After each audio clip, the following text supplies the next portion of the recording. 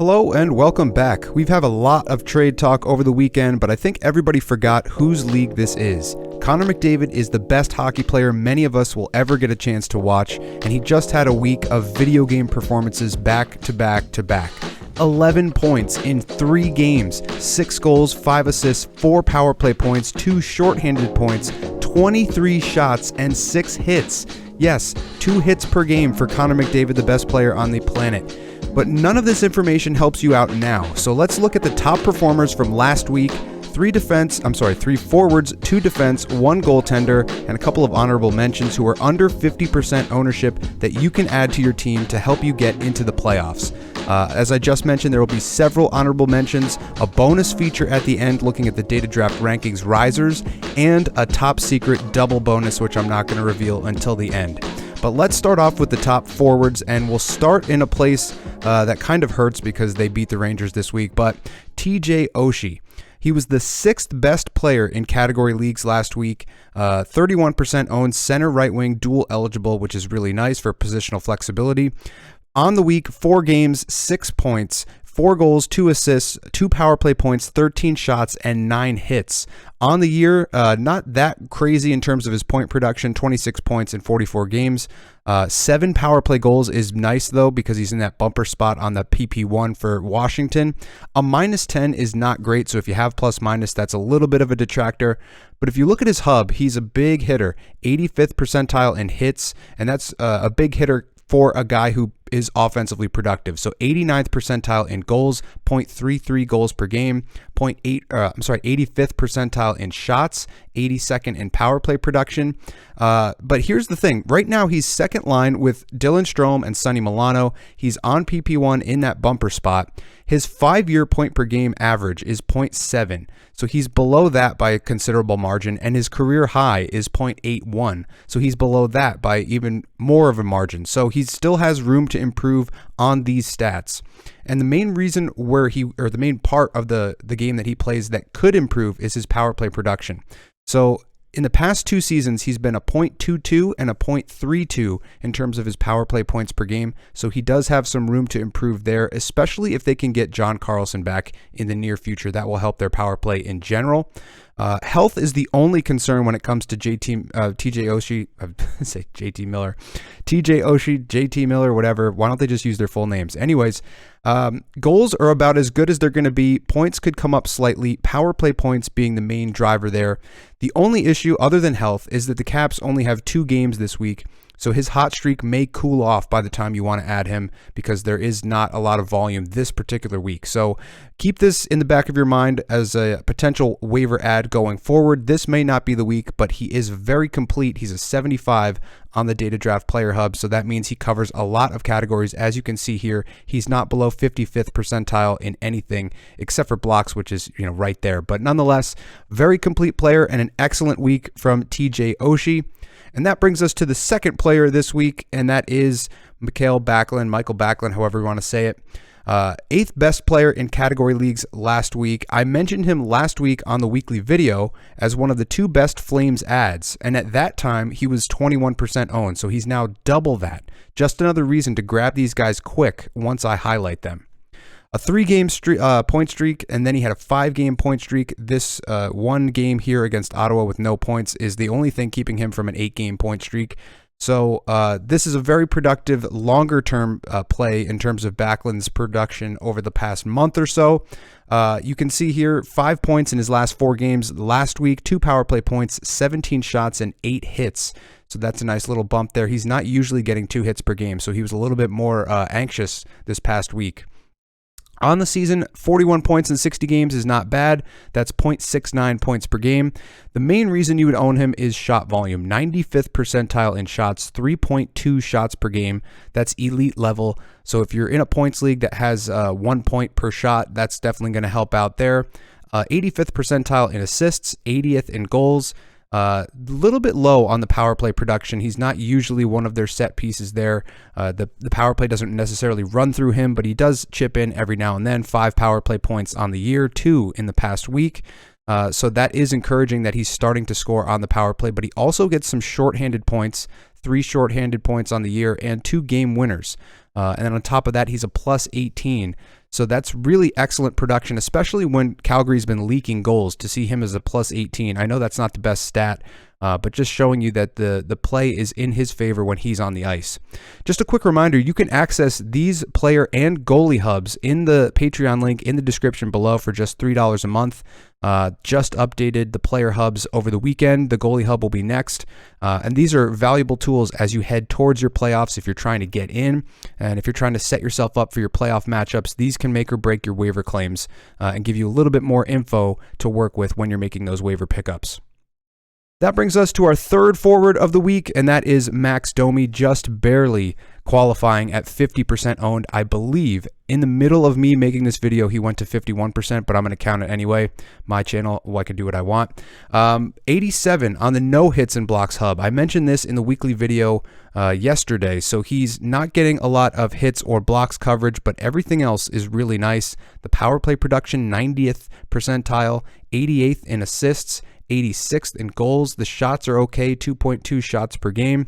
He's currently on a 6-game point streak, 4 goals, 7 assists, 11 points, and 21 shots in those 6 games. And then on top of that, his ice time went from 15 to 18 minutes a game to 22 minutes last game without Kane and Lafferty. Lafferty literally just got traded to the Leafs, so that's going to impact Domi's ice time, and he's going to continue to get more and more.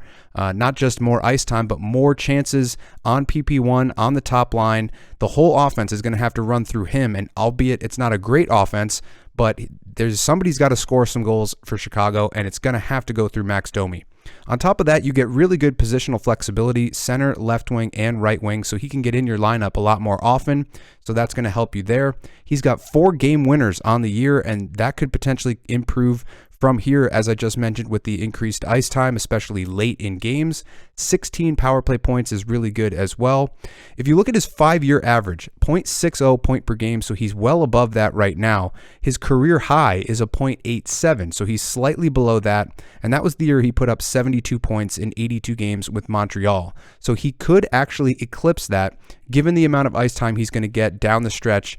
And you can see here, the shot volume has been really nice. An 8-shot game against San Jose, averaging 3 shots, 4 shots a game here for the majority of the past week. But this is an excellent file to try to get access to. And this is another theme that I've been talking about on the channel.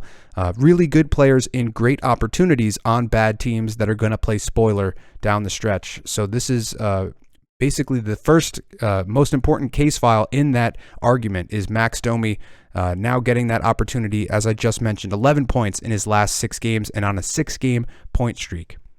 But there's 2 other forwards I did have to kind of gloss over to get Domi in, and Domi technically shouldn't have been in because he did increase to 51% as I was making this video. So let's look at the other 2 players I was going to feature. Ross Colton and Jacob Pelletier. So Colton, 3-position eligible. That's a little bit more valuable. He's 12% owned because of that. And obviously he's in a much better offensive situation in Tampa Bay. If you're wondering why Tampa Bay just gave so much up for Tanner Jeannot, remember that they won back-to-back cups with an elite third line. And now that third line consists of Jeannot, Nick Paul, and Ross Colton, who had an excellent week. So on the week, 4 games, 2 goals, 1 assist, 2 power play points, 15 shots, and 8 hits. So tons of shots and hits. He's currently listed obviously on that third line, but also on power play 2. So he's getting an opportunity on the man advantage, and he got 2 power play points last week. So that's going to help him out if you're in a points league and you're getting extra weighting for power play production. An excellent little file there. Obviously, the third line is not going to be the most productive line in Tampa, but they do create difficult matchups for their opponents. And now Tanner Jeannot comes over, and he's a proven goal scorer, at least in last year's season. Maybe not this year. The numbers have been down, but if he can get some chemistry with Colton and Nick Paul, that could be a nice little third line to get some fantasy value out of. And then we have Jacob Pelletier. This is a deep league play. 2% owned, single position left wing. Does hurt him a little bit in terms of fantasy ownership. But 2 goals, 2 assists, 4 points in 4 games, 3 on the power play, 8 shots. And the main feature here is he's on the second line with Kadri and Huberdeau. That's excellent line exposure. So you're getting 2 elite players feeding him the puck, or vice versa. He had 2 back-to-back multi-point games against Arizona and Vegas last week. He does need more shot volume and peripherals to become relevant in a 12-team league, but if you're in that deeper league and you need one of these guys to help you out, get you through the week, Pelche has been given a great line assignment, so at 2% owned, you could do a lot worse than him. But that's going to do it for the forwards. Let's turn to the defensemen now and look at the number 1 defenseman this week, Erik Gustafsson. 4-game point streak for Gustafsson, all assists, but 3 of them on the power play. He's been very consistent every game, getting a point, usually on the power play. Not a lot of peripherals, but you're getting the power play exposure to all of the best players on Washington, including Ovechkin, including Oshie, who we just mentioned, Backstrom's on that unit, and Kuznetsov. So you're getting all of those guys, and the power play has to run up top through Gustafsson right now. If you look at his hub, a 68 means he's relatively complete. He's getting about a block per game and close to a hit per game. I'd like to see a little bit more out of that, but he's an offensive defenseman, so you're not going to get a ton there. 87th percentile in assists, about half an assist per game. 0.62 points per game is actually really good for a defenseman normally. We're in kind of different times nowadays where Erik Karlsson can put up 1.3 points per game, and people have to question whether or not he's going to get the Norris, but nonetheless, he's getting pretty decent power play exposure. You would expect this to be a little bit higher, and perhaps it was when he was on fire when he first got this power play 1 spot, but nonetheless, he still has that spot. But here's the caution. John Carlson is traveling with the team on their 4-game road trip. They only have 2 games this week as well, so this may not be a great ad this week, and if Carlson comes back, his value drops immensely. So just keep an eye on John Carlson news going forward. They have a 4-game road trip. It starts this week with 2 games, and then next week they will have 2 games also on the road, and John Carlson may or may not factor in.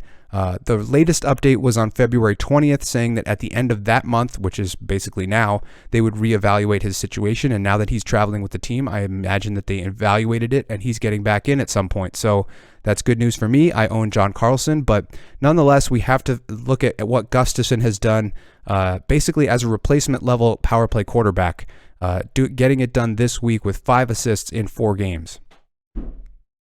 Now, up next, we have a guy I thought I would never feature on this channel, but it's Marcus Pettersson. 4 games, 4 points, a goal, 3 assists. 5 shots is not crazy, but 9 hits and 8 blocks, and that's what he's typically good for. 109 hits on the year, 115 blocks to go with his 18 points in 57 games. If you look at his hub, 96th percentile in blocks, 79th in hits. So maybe not the absolute best hits and blocks defenseman, but a hits and blocks specialist no less. And he had an offensive week. So similar to Rasmus Ristolainen last week, who I featured in the weekly video, he's a hits and blocks guy who got an opportunity offensively and made it count. Specifically, his 1 goal on the season came in the past game. I believe it was a late 3rd period goal that helped them get the W. And I have Tristan Jarry, so I was thankful for that. And there's some quirky little things in his file. So this is definitely a deeper league play at only 4% owned. At home, he only has 5 assists in 28 games, and he's a -6. But on the road, he's got 13 points in 29 games and is a +10. Go figure. And then in day games during the middle of the day, 2 points in 3 games. So do with that information what you will. I don't know how much you're going to pay attention to that kind of stuff when you're looking at a 4% rostered player, but a decent week for a guy I never thought I would talk about on the channel. Obviously no goal production, no power play usage. The assists are okay because of the team exposure. He's got a lot of players to feed the puck to and let them do their thing, but a pretty decent week for Marcus Pettersson. And that brings us to our goalie of the week, and this one's brought to you by Mark. I had to shout him out. There's just no way around it. I usually bag Gibson all the time, not because he's a bad goaltender, but because the Ducks are horrendous. But you got to pay attention to what he did this past week, and it goes back a little bit further. On the week, 3 games, 2 wins, 264 goals against, 947 save percentage, 143 saves in a single week. He's got to be banged up. He's got to be exhausted. His knees have to be sore. Something's going on there because he's just stopping too many pucks at this point. 51 saves, 41 saves, 51 saves in 3 consecutive games. That's absolute insanity. And if you look down here, another 53 save game. So that's 3 out of the last 5. No, 1, 2, 3, 4, 5, 6. 3 out of the last 6 have been 50 plus shots against, and he's made more than 50 saves. And then he also has this 41 save performance here as well. So this is kind of insane. Those are not his season performance numbers. I've been doing a ton of stuff today, including a short on the recent Jake McCabe trade. So that one kind of slipped through the cracks. But if you look at his goaltending hub, this is why I never recommend owning him. The 6% team exposure, this is basically what I'm talking about. Anaheim is dead last in expected goals against and actual goals against in the entire league. They're giving up a ton of shots. They're averaging between 37 and 42 shots against per game, which is why Gibson has to make these amount of saves for them to get the wins. And look at these 6 games. Look at all the saves that he's made, and he only gets 2 wins out of this. And in those 2 wins, he had to make 92 saves to get them those 2 wins. And this is an incredible performance against a really good team, and Washington's no slouch either. So he really came to play this week, which is why I have to feature him here. There's no getting around it.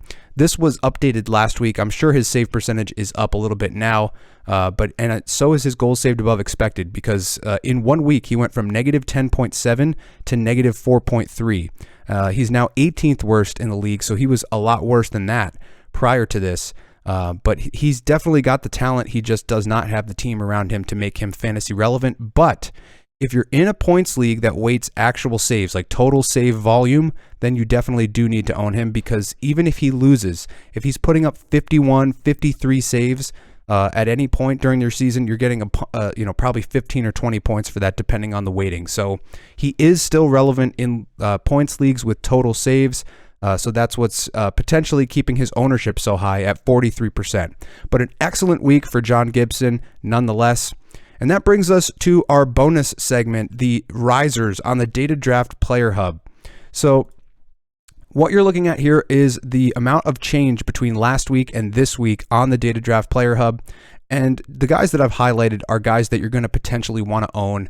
Anybody over 60 or 65 indicates to me that they're potentially ownable in a 12-team league. And the number one guy is Phil Tomasino, 71 on the rating. So he's got a really complete file. If you look at it here, not a lot of blocks, but he's getting a couple hits. The power play production's really nice. The assists are nice. The only problem is this is a small sample size. 7 games, 1 goal, 4 assists, 5 points, 2 power play points, 10 hits, and 16 shots on the season. So in that small sample size, he's been very productive. Currently listed second line with Cody Glass and Zach Sanford, as they just shipped out Nino Niederreiter. So he's going to get an increased role on that team and potentially a little bit more power play time. But again, this is a small sample size, but it is encouraging as they ship out players. These guys like Tomasino, guys like Parsonen, and those kind of players are going to get an elevated role in the lineup. On top of that, here's Pelche, who we talked about today. Tom Wilson has come back, and he's been playing a lot better lately, scoring some goals, getting some production, increased 6 points on the hub. Matheson, I talked about yesterday in the weekly video. We talked about Backlund today, so we kind of covered all the bases here. Jack Roslovic, slowly but surely coming back into relevancy in fantasy. But this is, you can find this exact thing. I literally just screenshotted it from the Data Draft Player Hub, and you can get access to that in the Patreon link in the description. But I did mention there's a double secret bonus at the end of this video. This was a request by somebody who commented late last night that I've been neglecting one specific player that should be here, and I couldn't feature him here because there were other players that were slightly better in the past 7 days. But over the past 2 weeks, there's been arguably nobody better than Dawson Mercer. Center right wing, 37% owned. He is currently on a 6-game goal scoring streak. 8 goals in his last 6 games, 10 points in his last 7 games, a power play point, 21 shots, averaging 3 shots per game. And here it is, the 6-game goal scoring streak. And it's beautiful. There's a goal in every single game. Obviously, a couple of multi-goal games, a couple of multi-point games. Only the 1 power play assist. But look at the shot volume. 8 shots against Pittsburgh, 4 against Winnipeg, and then basically averaging out at 3 the rest of the week. The key here is they obviously just traded for Timo Meier. So does that affect Dawson Mercer? Well, not really. Because Tatar, Hischier, and Mercer is their line that's been giving this file a lot of juice because of the chemistry that they have. If you look at Moneypuck's expected goals percentage, Tatar, Hischier, and Zetterlund was 5th best in the entire league in expected goals percentage. So they plug in Dawson Mercer there, and now all of a sudden he skyrockets for 8 goals in 6 games. So this could potentially continue as a line together. The chemistry that they have, I wouldn't assume that they would want to break that up, which means the lines would shake out like this: Tatar, Hischier, and Mercer, Bratt, Hughes, and Meyer. Then Palat slots in on the third line, arguably with Sharon Govich and Halla, and that kind of rounds out your top 9. But this is an excellent file to get access to right now. 37% owned. You can still get him in most 12-team leagues. He is owned up in mine, unfortunately, but nonetheless, the ice time's there, the production's there, the line assignment's there, and the Devils, all things are pointing up for the Devils as they just made this massive trade. And again, if you want Mercer's player hub, which I didn't show here, or any of the other player or goaltender hubs in the league, visit the Patreon link in the description. It's dirt cheap and can help you make better decisions heading into your fantasy playoffs and during those crucial matchups in the playoffs. But that's going to do it for this one. Remember to like, subscribe, notification icon, all that jazz. Follow on Instagram at data_draft for more short form content. Keep your eyes posted for Instagram Reels and YouTube Shorts for fantasy file reactions to trades and some hot streak waiver ads for your team. Remember to set your lineups, and I'll see you in the next one. Cheers.